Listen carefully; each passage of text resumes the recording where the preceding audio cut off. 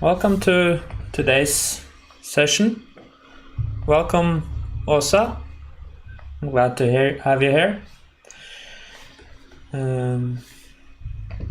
Today we will look at how to create beautiful reports in Essentials. My name is Håkon Kavli. I'm a digital communications advisor in Questback. I worked at Support and I worked a lot with trainings and both internally and for you awesome customers that we've got. We will head into Essentials first, and I will speak briefly about the contents of today's session.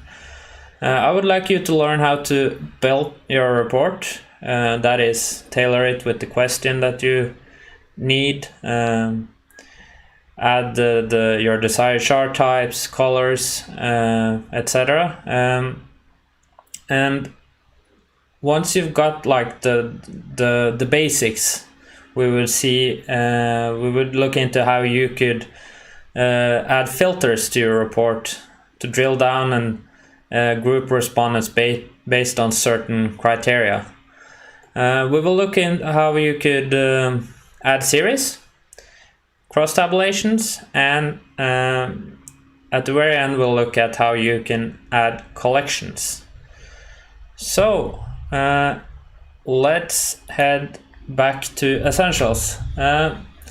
Feel free to follow me just at your own pace, and if you feel like you have the option to do that, or if it's feels right with you, you could also copy copy my work, so to say, and recreate some of the examples that I'm currently showing today at your own pace. So let's start with creating a new quest. I'm going to use the button create quest, and I'm going to start off a new quest based on a template. Let's do the health and well-being for remote workers. I'm going to use this template. Just going to call this BR, beautiful reports, and then create it. So in this questionnaire or survey or quest, if you like, there's a lot of questions about health and well-being for remote workers. Now, like how are they coping with working at home? Can they be as effective? Do they have a sufficient support? Are they cared for, etc.? So there's some questions for us that will be fun to look at in reports in this quest. And another thing is that as I just created this quest right here, I won't necessarily have any real answers from real respondents, but we can work around that with creating test data, and I'll show you how in a minute. So this can either be done from test and publish and then generate test data, or you could also do it directly in your report. I'm going to press generate test data, and this will return me 50 new test responses. These are data that Essentials just produce randomly, so computer generated completely random responses. But still, it's something to work with when it comes to report. You can go to follow-up just to see how this looks like. You can see that yours truly has responded 50 times. I can add the different questions to see how these 50 responses have answered individually, but I could also go head directly into reports and then look at the graphs and tables. One common thing that strikes me with new Essentials users, at least, is that they are very wary for their results. Of course, you've got you worked a lot with your survey, and you distribute it to your colleagues or to your customers, and you're super excited once you get your results in, and you are also at the same time a bit scared that or at least you might find yourself that you're afraid to do anything wrong here in reports.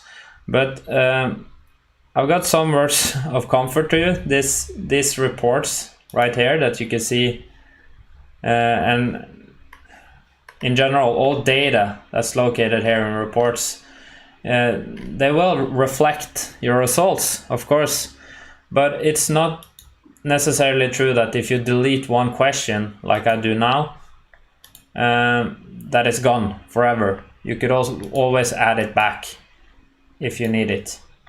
So don't be afraid to play with this reports functionality, because it's a safe space. The only thing that can go wrong is that you delete some questions that you've already worked a lot with in terms of display settings, how the charts are presented, which colors are included, etc. So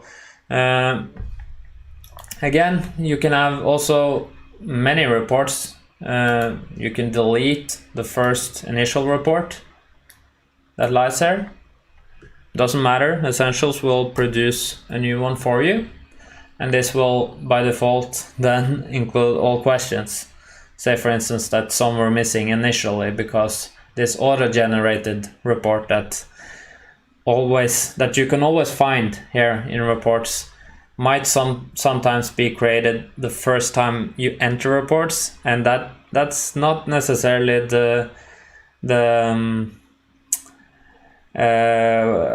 the same point in time where your questionnaire is finished. So if you later add more questions from Designer, you might find that these new questions, or the ones that you added last, is missing here. So what you could do then is to delete the initial report and add, just refresh, then you will get a new complete report, or you can add the missing questions here with add questions. We have a lot of matrix questions here. So you might see that question 3 pop up, and then 3.1, 3.2, etc. So what this means is that the question 3 is the main question with all its sub questions below, and you get the average for each sub question. So if you would like to jump into the distribution for the individual sub questions, like 3.1, my manager really cares about my physical and emotional well-being, you would need to select the 3.1 question. And these charts here are highly you have several options to tailor these charts so they fit your desires. One thing can be to change the chart types, go from bar to column, for example. You could change the chart colors, or you could change how the data is presented, either as values, percent, which is the default, or average values. Note that you could also add some extra additional settings there, like show the response count. You could show a statistical table, which is this one. And the response count is especially important if you later add a lot of filters or add series, and thus the the data which is presented might vary from question to question or chart to chart, how much people and responses it's currently reflecting. So I like this show response count in chart a lot, and I recommend using it. In small surveys, it might be easier to use show data as values so that you get the head count for each question instead of having to deal with calculating how many responses a certain percentage reflect, which can be a bit cryptic. So if you have 100 responses, you would know that 16% equals 16 persons, but if the number isn't that even, it might be harder to cope with. Note that these color schemes are come in several different colorways, and I like the color schemes red, yellow, green because it sort of displays, at least in questions where there's a natural scale, it displays and highlights good or desired outcomes from less good or less desired outcomes. And this can even be flipped. If you have the positive values on the left side and then the negative values on the right side, you can also choose green, yellow, red. Once you've sort of landed on some chart settings, you can go and apply them to other questions. This could either be all questions or some. Note that some are currently not showing here, like these open questions, but all questions that can take the settings that you try to copy over will effectively receive them.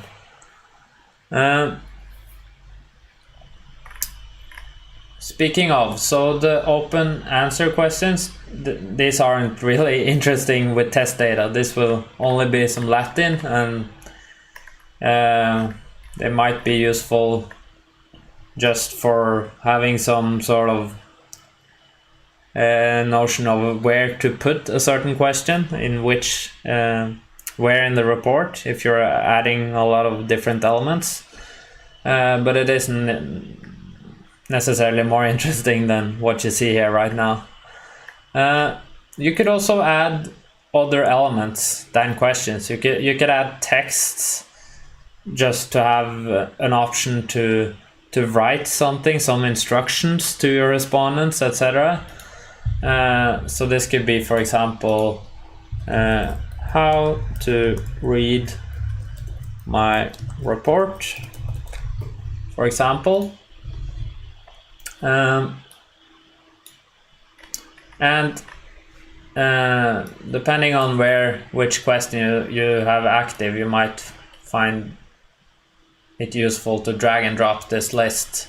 You could always use the buttons as well and move up and down. So here I could have some instructions. Look at the results, act on the results, for example. This is just to illustrate. Then of course you could add the response log, which is quite useful. This will show the total number of answers up to this point. And you can also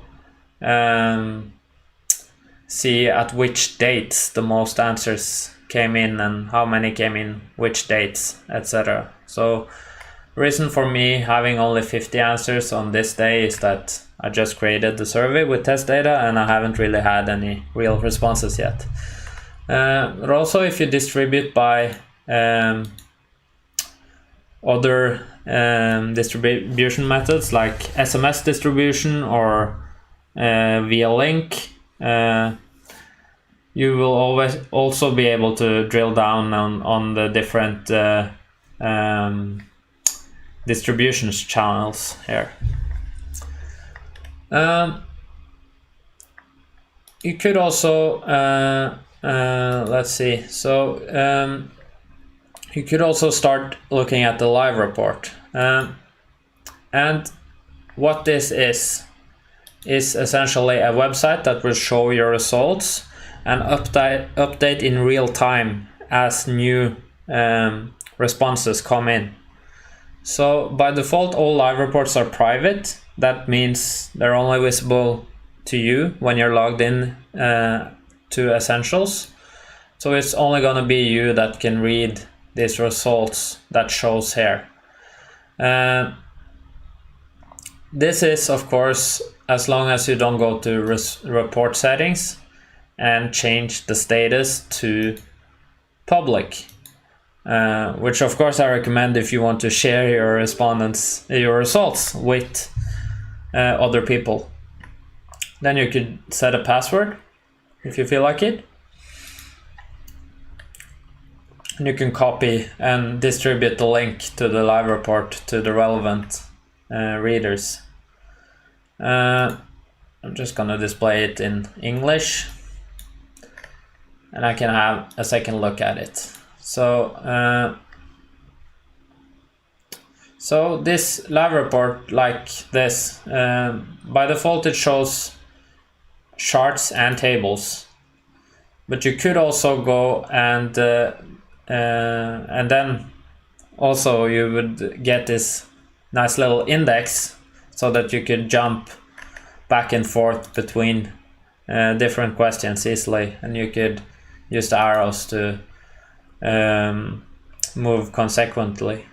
But you could also choose to show a live report as a one-pager with either a 1-column, 2 or 3-column layout. So this might give the respondents a more direct impression of your data, and also you make sure that everyone is shown the same page, and you don't have to rely on them clicking through the whole entire report of yours.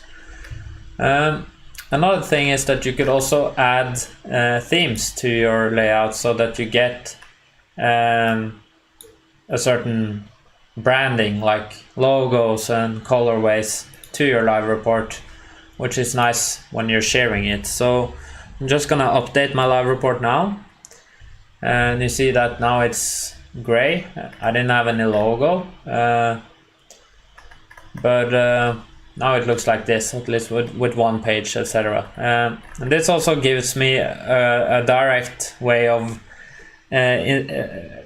inspecting my results and see if my chosen chart settings are working the way I'd like. And I can see right away that the mindset one, this is question 1, it isn't really showing in a good manner. I can't get much out of this. So then I can go back to reports, open the mindset one, and you can see that there's way too many bars showing here, the distribution per question. So it might be better to show data as average here. And then since this is a gradual color scheme, the redder or deeper yellow results the worse, and the lighter yellow or greener results the better in this sense. And I can also apply this to the other main questions. Can head back to reports, refresh the page, and then see that although not perfect, of course, this is way easier to read. Might be that I would need to head back to report settings and set, for example, a 1-column layout so that I'm sure that my charts get enough space to show properly. Could be that also I would like to change the chart type to bar, for example. Have a look at how that's working out, etc. So you might see by now that creating reports is a lot of trial and error. Also, it's a lot. So often the more time you spend with it, the easier it is to get sort of choose the right settings right away. So here and now I would like to explore different settings, but you might find yourself the more you work with reports, the easier it is for you to get it right away. Also, of course, if I would like these last changes to be reflected on the other main questions, I would then go and copy these display settings and apply them to the other main questions. So that are essentially the basics. There's also one more thing that you could pay in mind, and that's the option that you have to edit these labels. So instead of this graph showing as I have access to the equipment and systems I need to work effectively, you could in theory go and say that this is based on the question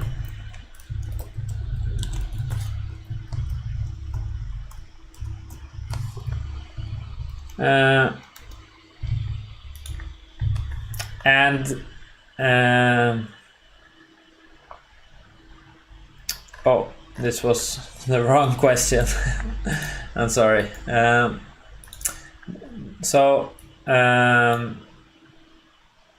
Not gonna show this one. So this was the 221. I have access to relevant support if I need help for remote working. So I could go and state the question statement here in the additional information instead, and that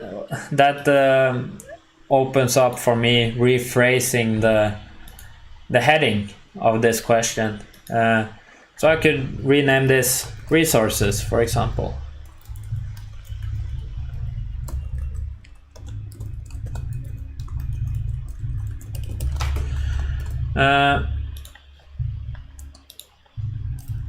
And the reason for me doing this is that it might give the reader of the report a more direct impression of what a certain graph is all about and currently showing. So another way I could use this question is to actually copy it twice, and then instead of showing the distribution like I did in the first time this question is shown now, I could show the average value the second time.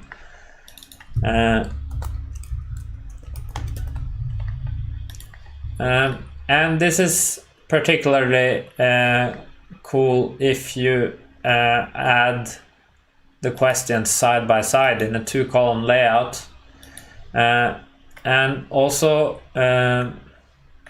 notice that you might need to add a section and then put in a break here, so that you get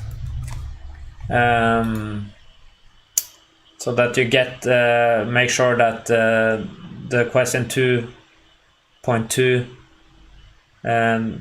both times they show next to each other instead of this showing next to 2.1. What this section is that regardless of what's happened previously in the report, it will split and present the next questions on a new line, on a new row, essentially. So this can also be a way of getting space like this for one certain question, whereas the resources now are grouped together because of the section. So this now is the same question, both shown with the distribution and averages. Okay, so these were some of the basics for how you can tailor your report. And also notice that we used live reports now. This is one of the ways of using your results. You could also pull exports to any of these formats. If you choose any of the summarized reports, you would get your charts and tables. If you only need the data, you could pull a raw data report, metadata. That's good for getting the live report link, for example, and a total number of responses, and some other meta information about a particular report. The last types of reports or exports is all answer forms, which gives you a list with all responses in a consecutive manner, where each respondent has grouped all his responses or her responses at the same page, which is also great for analyzing responses in totality, and especially if you have a lot of open text questions. So any of these exports will give you either charts and tables, only tables, or charts. And you could also batch or apply certain filters, or batch copy with batch export with filters, so that you get certain versions for certain groups of respondents, etc. So this is a nice way when you've using exports. It's nice when you've made sure that you've gotten all the responses that you need, and essentially you might have, for example, closed down your quest and expect no more responses to come in, and that's a good time to use exports. Whereas the live reports are great even before the actual send out of the survey, because you could then monitor all answers as they come in, because given that you have a live report link like this, any user of this live report will be able to refresh the page or enter the page whenever they see fit, and every time a live report is opened, Essentials will fetch and show new responses or all responses in real time. So it's a great way of keeping track of all your results, even at the very early stages of your survey.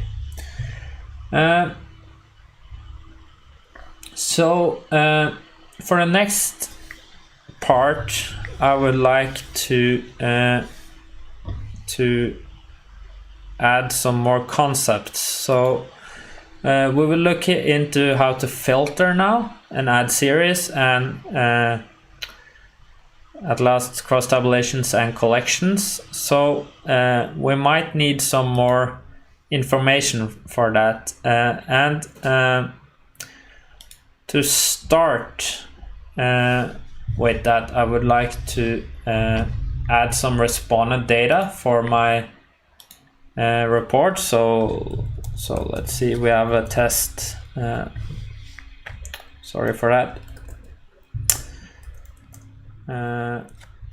Where were I? So you can see that I have an Excel sheet here right now, I'm gonna press, I'm just gonna enter some emails and then add some different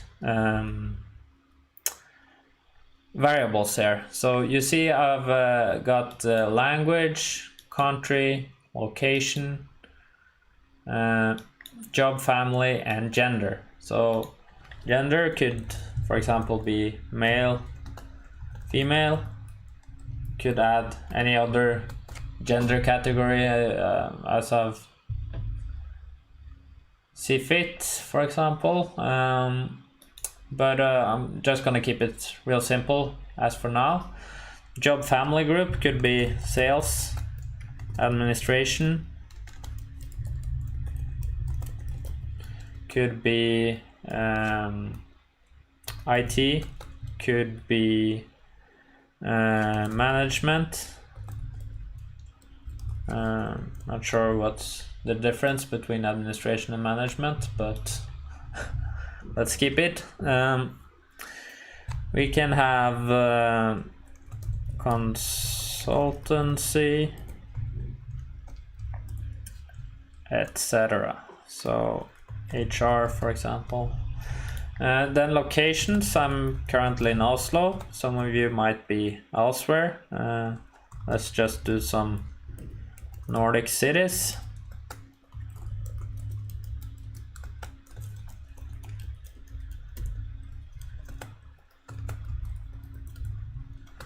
So like that. And then of course we have some separate countries.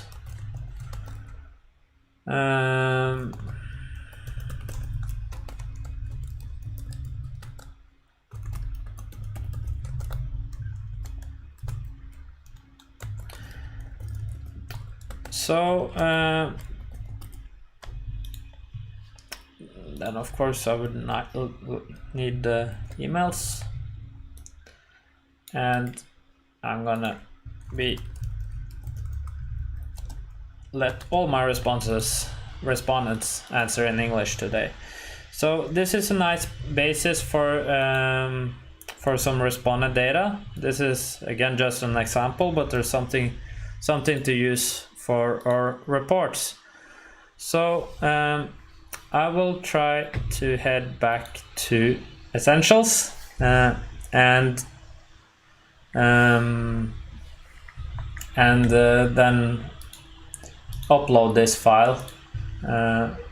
So my respondents,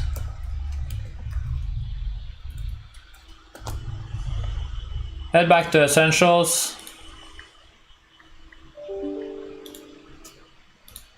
move to distribution, because I would need to activate these new variables. So I just add invitees, import file, and then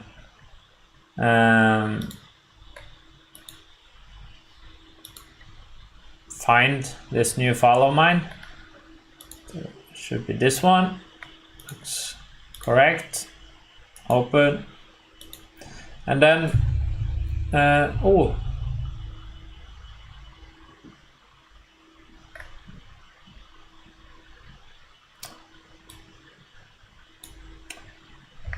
that didn't play out well. So it said that Essentials assumed that this was the language file and it was supposed to be this. Not sure what happened, but I'm just gonna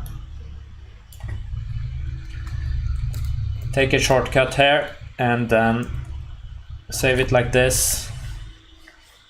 Head back to Essentials and try over. So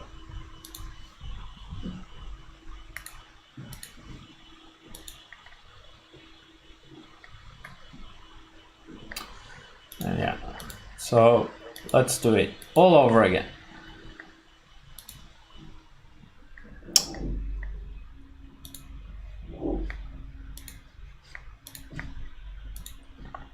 So okay, so I get a preview of all these new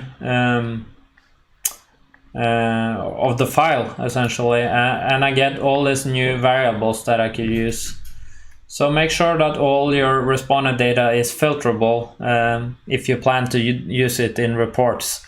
But if you have, for example, first name, last name, or any other variables that will have a lot of variation, so you wouldn't necessarily use it to filter on respondents or group certain respondents, I would advise to not make it filterable. And this is purely because it saves some space in your request and make it quicker. So I would need to allow duplicate, and this is simply because all my email addresses are the same.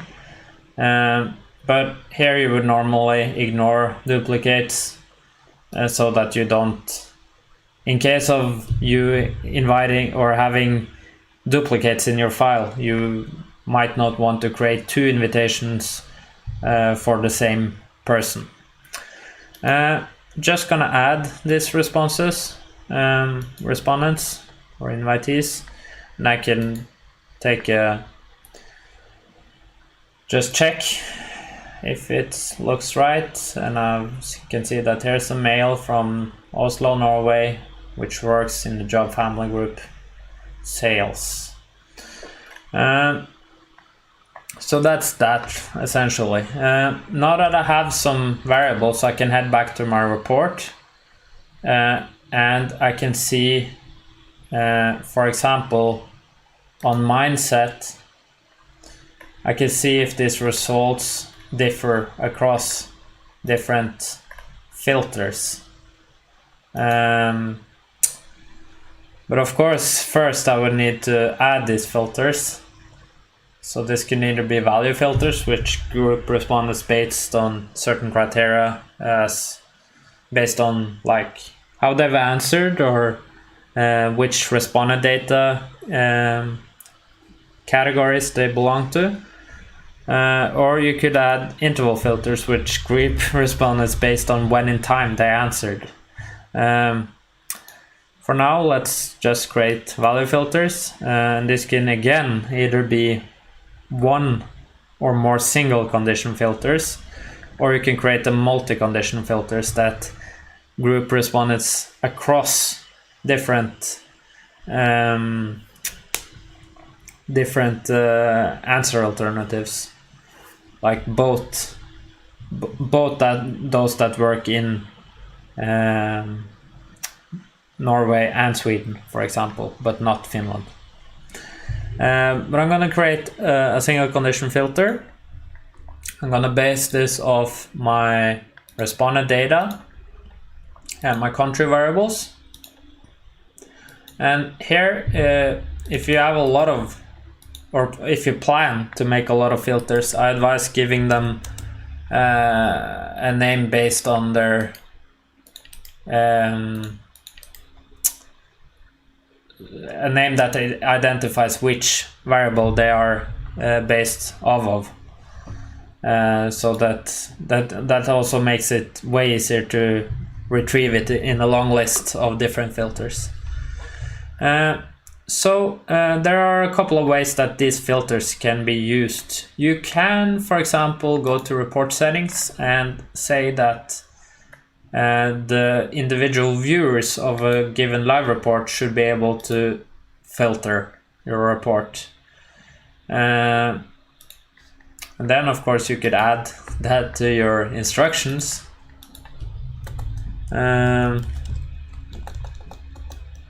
Filter the results.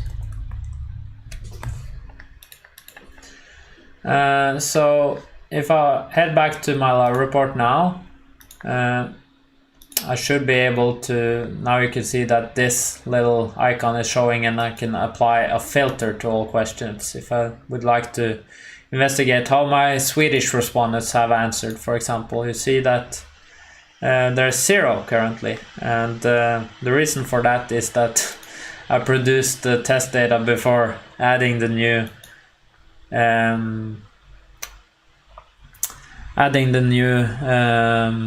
respondent data. So I'm just gonna generate new test data, and And now if I refresh the page, it's supposedly, let's see, 13 respondents in total from Sweden, and they've answered like this. So I get 13 responses on each of these questions. Now, this is one way of using filters. It could also be that I would like to create a separate report for my Swedish report. Then I would batch copy and then select all of the filters that I would need copies based on, for example, all my countries. And this will create 3 new reports, each with only results from their respective countries. So one report is enough to get the point, I guess, so I'll create the Finnish one. I'm offered to download the live reports links or metadata report directly, and I can go and monitor the results. So now I get 18 responses, and all questions are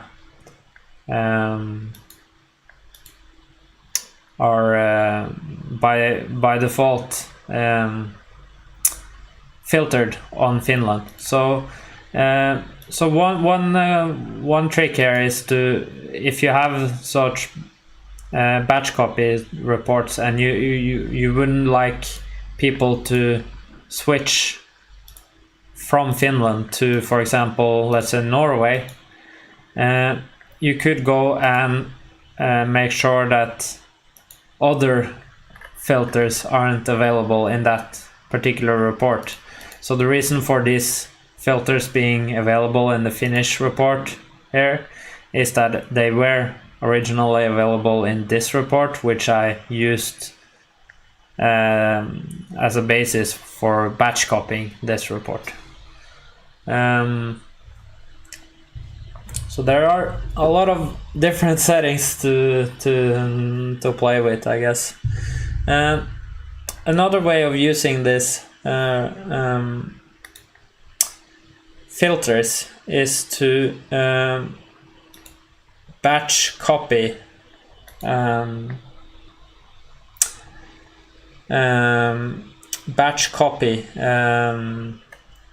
series. So say for instance, if I head to question 1 now,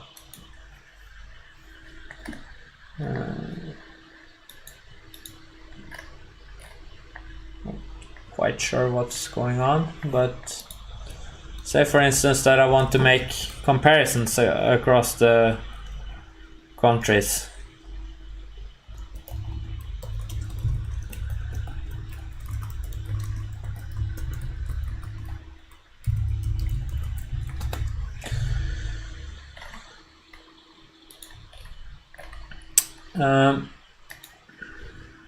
Just gonna refresh my page. So in this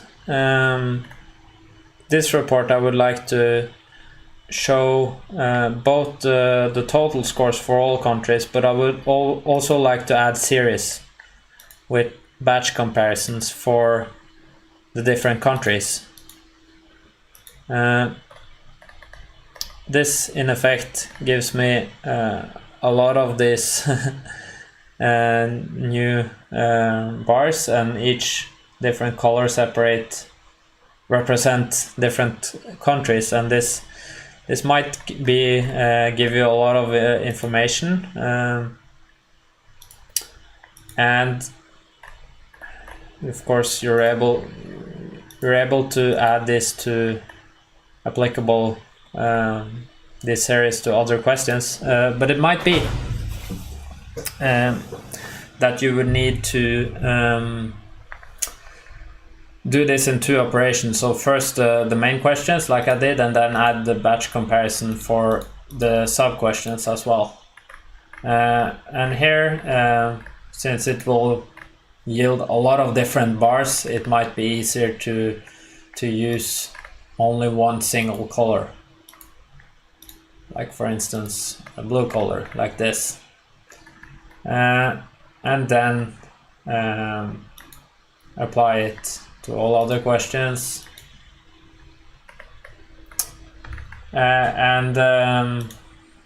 Almost forgot showing the averages instead. Unless you're really into the details, that is. So I think that's that.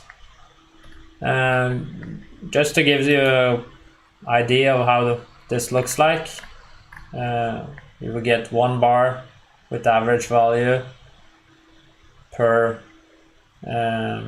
country, and with batch comparison you can also detoggle certain series. So this essentially gives you the option to focus on only one country at a time, or one filter group at a time. So here I forgot to put the average values. So if I'm looking for the distribution of Norway only, I could detoggle the other ones and then go and look at Finland or the total, etc. So batch comparisons is a quick way of adding more depth and let the viewers of a live report or others that you share your results with make their own sub-analyses and break down the data based on certain variables by your respondents. You could also make cross tabulations, and this is essentially a quicker way of just going to duplicate this report, but cross tabulations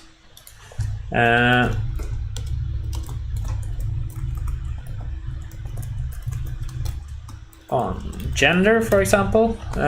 So this cross tabulations, they give you a really quick and easy way of adding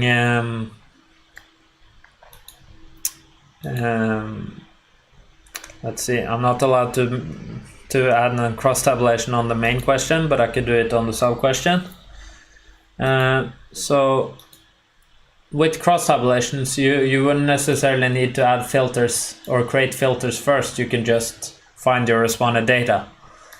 So, and then you could select which answers alternatives to show as well. But cross tabulations always groups or separates the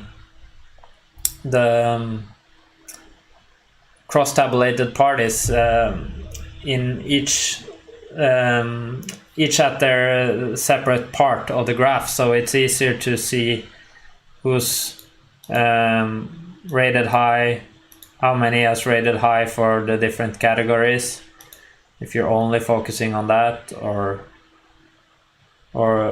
as opposed to this batch comparison, which gives all the countries their separate bars in the same. So for they show everyone that has scored 1 on this statement. I'm able to manage my time effectively. All percentages of 1 responses is shown under 1, whereas here they're grouped sort of first the total and all the different values, then male, and then the different values for male, and then female and the different values. So cross tabulation might be sometimes a quicker and more easier way of getting your results shown in a good way or a good manner.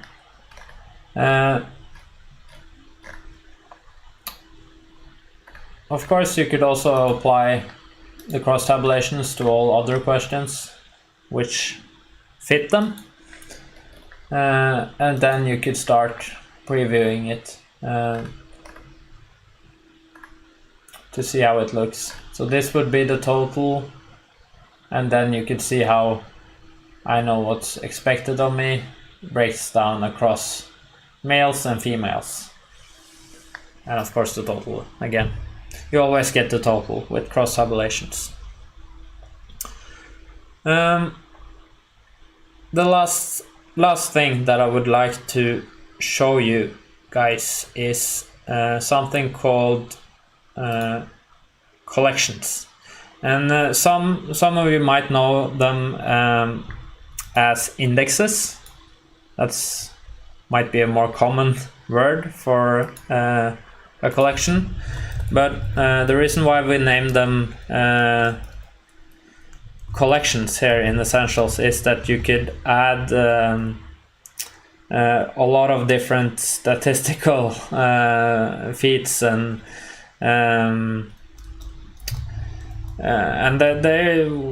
we feel at least that they encompass more than just simple indexes. So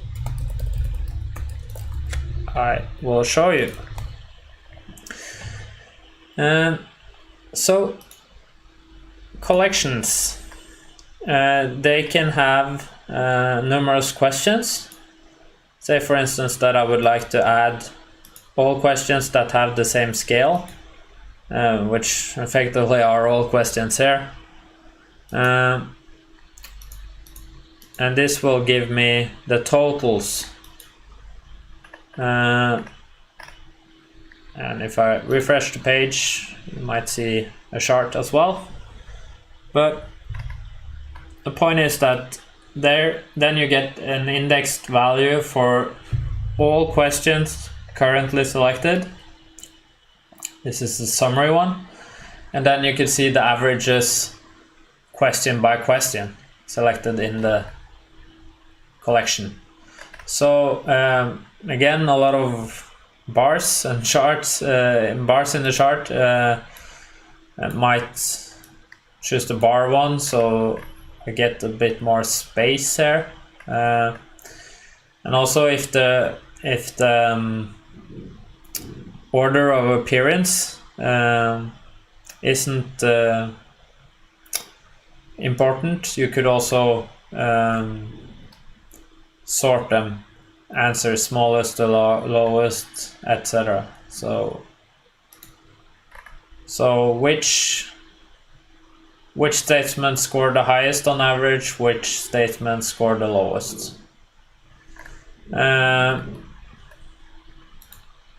Just gonna keep the default value, which makes it easier to compare across different filter groups, which we'll do next.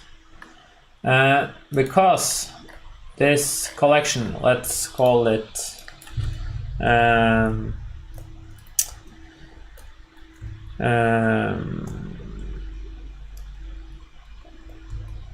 all answers. It's not all answers, but it looks like that at least. And this might be a good point of retrieving the red, yellow, green color scheme.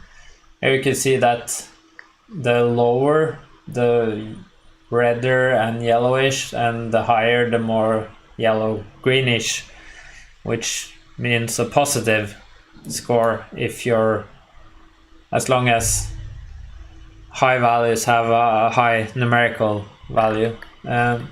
And actually this you could check in Designer, especially if you go and present your positive values or positive answer alternatives first. You can change the weight value so that the ones that are positive have the highest numerical load. Here 6 equals 6 and 5 equals 5, but if I had the positive values first, I would need to score this higher. For example, 6, 5, 3, 2, 1 and 0, for example. Anyway, back to my collection. So these collections, they are interesting in their own, but you could also create or use indexes to create various filter analysis and group analysis. So say for instance that I would like to compare across different countries. I could choose Finland, Norway, and then add a series for Sweden. This will give me again a lot of bars because each have their separate color now. In this case it might be easier to choose the table, and then note that for tables you could select columns so that you only show the statistical objects that you would like to actually use. In this case, answered minimum and answered maximum is the same for each question, so it doesn't give me any new information, but the answer count might be useful, maybe the median. So I get those values. I could also go and add table colors in the display settings so that low averages are highlighted and high averages are highlighted as well. If I only want to look at the averages, I could deselect the other columns, which gives me a precise and fast way of comparing the different countries. And also, if I would like to show this in the live report by default, I would need to add this little star icon as long as the report settings is set to a single page, like this. So now I get the average for all answers, and then I get the all answers on average per country.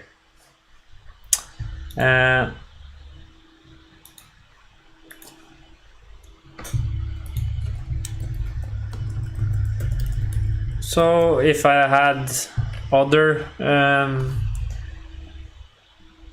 filters that I would need to use, say for instance I would like to do the gender analysis again, I could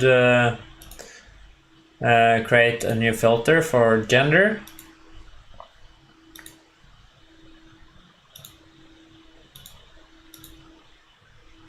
Or any of these other variables, but let's do gender for practical reasons. Then I go and select gender now that they are created instead of the countries.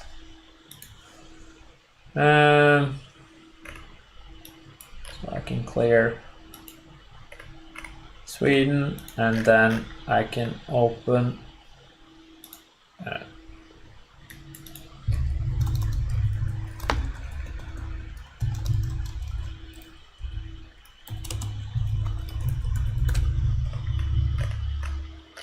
then I can open the report, and I first get the country analysis for each of these questions, and then the gender analysis. You can see that there are some differences across countries and some differences across gender by this very 50 computer responses. So that was that. Hope this was useful and that you learned some new stuff. Make sure to subscribe to this YouTube channel and so that you get noticed whenever we host new webinars or create new videos. I would like you to head to our community. If you have any questions, you could ask them here in the Essentials user forum. And also feel free to ask any question in the video. So thank you for tuning in and have a great rest of the week.